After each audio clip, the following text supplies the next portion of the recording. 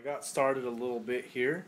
Bought about 8 pieces, 8 2x4s from, oops, I'm videotaping the wall, 8 2x4s from Lowe's, and had them cut.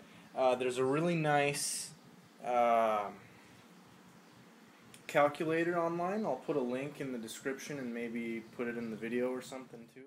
So here's just a couple screenshots here for you guys of the Garf builder. It should look just like this when you're looking to build your own, and there you go. It's really super nice. You just put in the dimensions of your tank and it calculates out the lengths of wood and recommends how you put it together. You can make it fancy, you can make it pretty plain. Essentially the fancy one's the same as the plain, except you will do the skeleton with all the wood I have here, and then following that you make a facade for it so that you know, basically when you're looking at the tank you're not staring at, you know, ugly premium Idaho forest wood. So, and that's our messy cables back there that we still haven't gotten around to. But anyway, what I did here, I bought this. This was the most expensive thing. The wood cost me about, let's see, 12 bucks, $1.50 a piece. So 8 times $1.50 is 12 bucks. This damn thing with the drill bit cost me 20 bucks. But it's pretty necessary. It's called a pocket hole jig, and you just line it up with your wood, and you know, like so. That's why you have all the marks. You can see the blue marks. You kind of line it up, you clamp it down, and you drill it. I was too cheap to buy a clamp because that was another 40 bucks. So I just had my girlfriend put her shoes on, step on the thing, and then I drilled, and that seemed to work pretty well. You don't really need super crazy exact holes, but you know, whatever, you should, but I don't think it's going to be a problem. So anyway, from here I'm going to glue, you know, put glue on all the joints, put in some of these self-tapping pocket holes. This pack was about $5.50, $6. So all in all, materials we're looking at, I don't know, what's that, $18, $20 after tax, so not a bad thing. You know, the pocket hole jig costs a little money, but I can use that for future stuff. I'll be using it for the hood as well. I just wanted to show the frame next to the tank. Of course, it's a little bit taller. I don't know if I can get, yeah, I can get an angle there. It's a little bit taller when it's when the tank's actually sitting on it. The entire frame is going to be on it, and then the extra wood is going to allow for a bit of a lip, so that's nice. I'm happy that the everything worked out the way the online calculator kind of predicted it would. Here's how, this is a better shot. There's how the pocket holes are working, and then there's glue on all those joints, so it's just a simple frame. Should work out pretty well. So I got another one of these to make. I'm going to excuse me, I'm going to reinforce.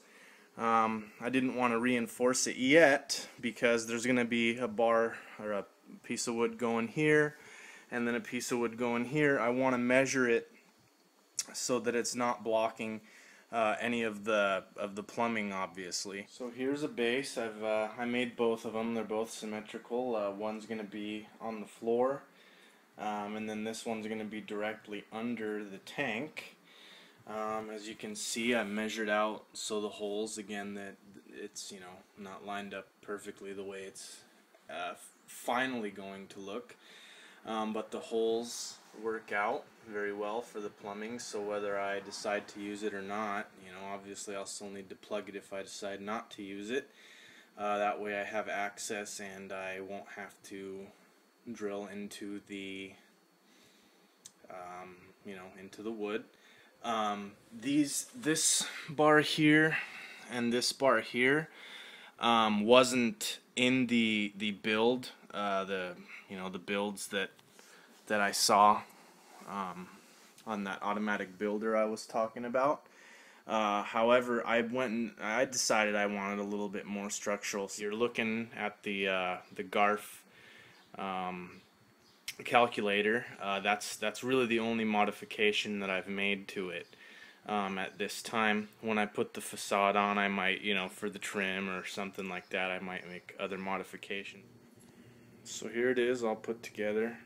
That's just an overflow piece that I set down there because I actually can't reach from the top to the bottom of the tank, so I didn't want to drop it in there and not be able to fish it out.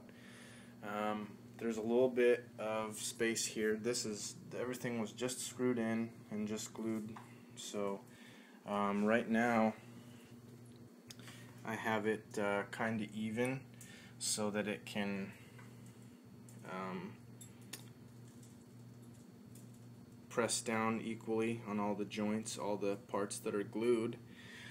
But what's going to happen is this is going to be brought to the front all the way here, so it's going to be flush. I'm going to put some trim and stuff on it. That's going to be in a whole other video series because this is already getting incredibly long.